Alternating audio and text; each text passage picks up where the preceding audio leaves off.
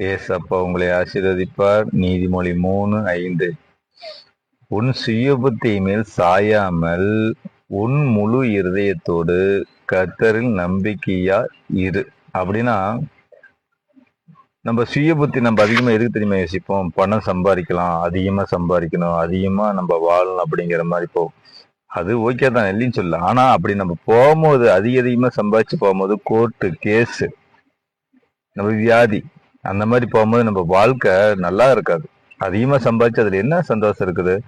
அப்படிங்கும்போது அந்த மாதிரி இருக்கப்படாது. நம்ம முழு ஈரதையும் கர்த்தருக்கு, அதாவது இயேசுக்கும் நம்ம ஒப்பு கொடுக்கணும். ஒப்பு கொடுத்து நம்ம தேவையான அளவுக்கு சம்பாதிச்சு இல்லாதவர்களுக்கு நம்ம உதவி பண்ணி அவரு என்ன ஆலோசனை கொடுக்குறாரோ அதன்படி நம்ம நடக்க ஆரம்பிக்கணும். நம்ம வாழ்க்கை ஒப்பு கொடுக்கணும். நம்ம என்ன நினைச்சு ப்ரேயர் பண்றோமோ அது இயேசு செய்வார்னு விசுவாசிக்கணும். அப்படி நினைச்சு ப்ரேயர் பண்ணுங்க. உங்க ஜெபம் கேட்கப்படும். God bless you. கர்த்தர் உங்களை ஆசீர்வதிப்பார்.